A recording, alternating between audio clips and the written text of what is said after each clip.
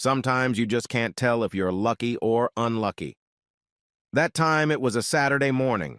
I had backed out of my driveway and was just heading to the Home Depot Mega Mall to buy some parts to fix the tub in our bathroom when I realized I had a flat tire, and I'd only gone about 30 meters, no more. I had to get out of the car and go home to get a hydraulic jack. On the way to the kitchen, I heard Dora talking to someone on the phone. "Don't worry, he won't be a problem." My jingling keys dropping on the counter let her know I was back. In a muffled voice, hurriedly, "I have to go." I walk into the kitchen and see her turn around, smiling as if nothing had happened. "Hey, honey, you turned around fast." "Flat tire," I mumbled. "Oh, that sucks. Do you need help with that?" "No need. I can handle it myself." It was time to figure out what it all meant. While I changed the tires, I pondered the introductions, deciding to recall all the things Dora had done and said lately, to see if I could spot any clues or warning signs. The first thing that struck me as odd happened the night before. When I got home, Dora complained to me that the bathroom drain in our toilet was nearly clogged again. It wasn't the happiest of information, but why on earth would it even matter exactly at 6 o'clock in the evening? We live in an old house and use the tub as a shower as well. Okay, wait. That means she showered before I got here. Well, you don't need to read too many stories on these erotic websites to put 2 plus 2 together and figure out what that means. So after changing the tires, I went upstairs to wash my hands. At the same time, I checked the laundry basket and found a wet bath towel left over from last night in Dora's panties, still damp from hand washing. My name is Matt. I've been married to Dora for 4 years. We knew each other in high school, but hadn't dated at the time. One day, after graduating from college, we saw each other again and everything seemed to fall into place. We had an active and healthy sex life before we got married, and it didn't slow down too much until recently. Come to think of it, the first red flag was when our friends, Jim and Diane, got divorced. I was totally on Jim's side for all the crap he put Diane through during the divorce. Dora, on the other hand, somehow couldn't understand how someone with a mild temperament like mine could support such cruel, in her opinion, treatment of a cheating wife. I recalled her clucking, justifying her friend Diane's behavior by saying maybe it was just sex, and that this little mistake shouldn't lead to such draconian measures. "Look at it this way, Dora," I said to my wife. "Fidelity is like pregnancy. You're either pregnant or you're not. There's no gray area. There are only 2 numbers on the fidelity scale, either 100% or 0. Looking back, Dora's reaction at the time now spoke volumes to me. We recently bought this old fixer-upper. Until major improvements are made, the place won't sell to anyone unless someone else wants to clean it up. I'm generally pretty handy with tools. The only problem is finding enough time to do it all. Now, in light of my recent discoveries, I didn't feel like bathing. Instead, I just needed to clear my head and collect my thoughts. I headed outside to do some yard work. My indignant mind was boiling with anger, but I didn't know what else to do to get more information. Dora was out in the yard, too, crouching nearby, tending to her rose bushes. I had already started pruning the trees when suddenly I heard a shrill screech. Dora was stumbling, trying to get up and screaming in panic, "Snakey!" I smiled. Dora was deathly afraid of snakes. As for me, I find snakes amusing, living ropes with eyes and a split tongue. As I got closer to her bushes, I saw a pencil-thin garter snake about a foot long on the ground. "Kill it!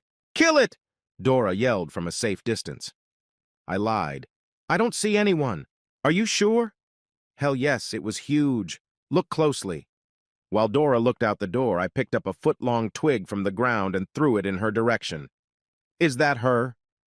A deafening squeal and the sound of a door slamming shut was all I heard. Dora had locked all the doors leading into the house, so I had to apologize at length for throwing the snake at her before I was allowed into our abode. "I need to lie down," she moaned. "You know I hate snakes. It wasn't funny at all to throw it at me." As soon as Dora went upstairs, I turned on her cell phone and wrote down the phone numbers she'd called lately. At the same time, I checked her recent travel history on Google Maps to see what routes she'd made inquiries on. Yesterday, for example, at 2:30 p.m., Dora visited the Parakeet Lounge coffee bar. Putting the puzzle together turned out to be not so difficult. Too many calls to Jacob Sater, her co-worker, for it to be a mere coincidence. There weren't many people in our fair city with such a notable last name. And one of them, I believe, is the fruit that lives about 4 miles from our house. Well, I decided to take a drive and look around locally. Turns out the Parakeet Lounge is almost directly adjacent to the America Sleeps Motel. Bam! One down, one to go. I carefully parked a few houses away from Jacob's house and watched him. There were a couple kids playing in the front yard, and a nice lady would occasionally peek out the window and chat with them. I assumed that the man who soon came out of the house was Jacob. After a minute, he got into a car parked outside the house and drove off. I came out of my ambush holding a folder and knocked on the front door. "Yes, can I help you?" The pretty lady owner had a nice voice, too. "Yes, ma'am, I'm updating the census information. Are you Mrs. Sater?" I asked in a businesslike manner. "Yes, I am." Opening the folder, I made a note in my papers. "I'm sorry I don't have your name. You have 2 children, don't you? How old are they?" "My name is Julie. My children are 5 and 7 years old," she replied. Nodding and deep in thought, I scribbled some more. "And you're still married to Jacob Sater?" "Yes," she answered easily. Julie then confirmed that Jacob was a manager at the same firm where I knew Dora worked. "Well, thank you. That's all I needed. Have a good day." I smiled as I slammed my folder shut and left the Sater's house. Julie, like me until recently, was apparently completely unaware of what her asshole husband and my whore wife were up to. By this time next week, things will be very different. I rejected Dora's attempts at sex on various pretexts, and she didn't seem to pay much attention to my lack of interest. At the same time, I tried to maintain my routine as much as I could. To prepare my plan, I had to use a disposable cell phone. I wanted to be completely sure that what I had so far only suspicions about was really happening. It would be more than embarrassing to burn the ground based on faulty assumptions. On Friday, I took the day off and followed Dora to her work. Setting myself up for a long wait, I spent the morning reading erotic stories about cheating wives on my phone. For some strange reason, stories in the BTB genre have become my favorite at the moment. Around 2:30 p.m., Dora walked down to her car and pulled out of the parking lot. Following her, I kept a decent distance behind her, almost certain that the road would soon lead us both to the now familiar Parakeet Lounge. Indeed, after parking at the Parakeet, Dora headed straight for the motel stairs. I positioned my car so that I had a view of those stairs. A minute later, Jacob joined Dora, and the two of them went up to the second floor where Jacob opened the room with his key. Now I saw everything I needed to see. I dialed my friend Alex's number, letting him know I was heading in his direction, and then started the engine and drove off. Back at home, Dora was quite surprised to find me there, sprawled out on the couch watching TV. I had no doubt that she had just been well fucked and wanted to shower as soon as possible. "Matt, what are you doing home so early?" Lingering in the living room aisle, she asked a little worriedly. "I had some urgent business to attend to, so I took the afternoon off." "I see you took the afternoon off too, didn't you?"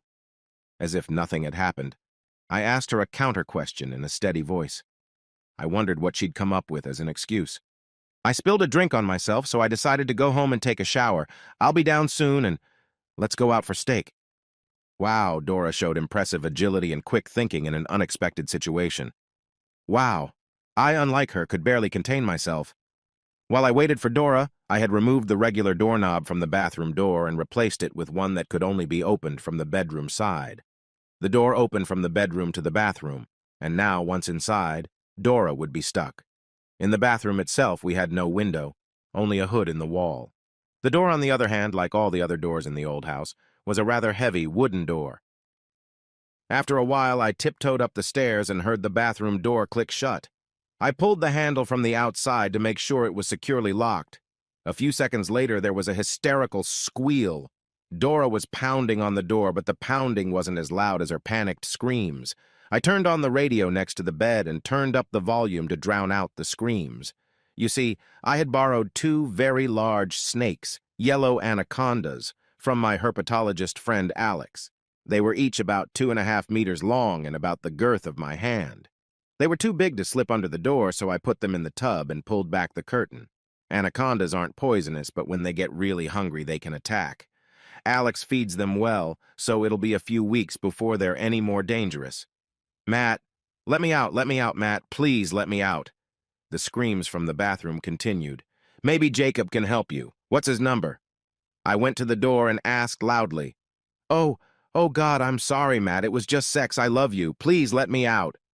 Followed by a squeal and a new round of screams. Maybe the snakes were getting a little closer and friendlier to Dora. Then I heard a terrifying rumble. Matt, fuck you! Open the door! Honey, it's just snakes, I said reassuringly from behind the door. But be careful. They're attracted to human fluids like urine, I said in a slightly concerned tone of voice. Oh, no, no, no! Followed by more rattling noises. I think she was throwing whatever she could get her hands on at the scary, rustling snakes. Honey, try not to fall asleep in there, because that's when they eat and reproduce. I continued to talk nonsense. I heard sobbing from inside. Matt, open the door! I'm sorry! Open the fucking door! Calm down, darling. You'd better turn off the light. Just in case, I've added another freshly invented fact. They get aggressive in bright light. I'll come check on you in a few hours. For the next few hours, amidst the hysterical sobbing, the rumbling sounds of something crashing were heard now and then. Then suddenly, there was a loud thud. Dora must have fallen off the toilet or sink, for after that her screaming voice changed radically, ringing with panic and ultrasonic terror. Matt, help me! Help me!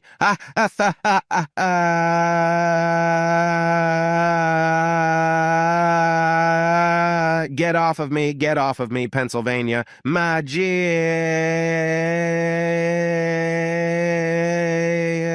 Dora, just try not to scare them. I interjected as she gathered air for another scream. Otherwise, they'll panic and try to crawl into the dark, warm, and damp holes. I blurted out some more nonsense.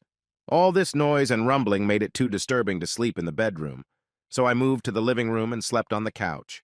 In the morning, after brewing a cup of coffee, I climbed the stairs to see what the forecast was for today.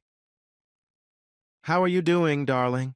I asked through the locked door and listened. I couldn't hear any of the old mess, only grunts and whimpers from inside. Perhaps it was the lack of adequate sleep. I'd have to stop by again at lunchtime and check it out. I spent the morning going through my email and looking at new car offers. Then Dora's friend showed up on the doorstep, picking her up to go somewhere together. Hadn't she called you? I wondered. I'm sorry about that. She didn't sleep well last night and she's not feeling well at all. She's been acting kind of weird. I'll tell her you stopped by. Every now and then I heard rumbling and screaming. She must have gotten a little hungry by now, too. Are you done showering in there yet? I knocked on the bathroom door. I'm going out for a while to enjoy a nice juicy steak. Bring anything back from there for you? In a very weak voice. Please open the door. Please. I don't have the energy to apologize anymore. What do you want? Well, please open the door. Watch them closely when they intertwine. It's a sign that they are getting aroused. You better not be near them if that happens, I warned her as another idea popped into my head. Open the door. God damn it! The anguished shriek threw me off the tub, followed by more hysterical sobbing and screaming. I had a lot of things to do today that were waiting to be done. The lawn needed mowing, by the way. I paced vigorously in front of the house as I tackled this important and necessary process. Then I watched television all day. After the broadcast of the golf tournament ended, I checked back in to see how the celebration of love and oneness with the fauna world was going. I knocked on the door, hammering Morse code on the wood. How are you and your lovers doing, dear? They're on me. Get away, help me, help me. Apparently Dora had dozed off after all, and her yellow lovers took their chance and snuggled up to her, wrapping their temporary roommate in their loving embrace. I will leave you and your lovers alone. I'll be back in the morning to wish you sweet dreams, dear. Matt, open this door, now.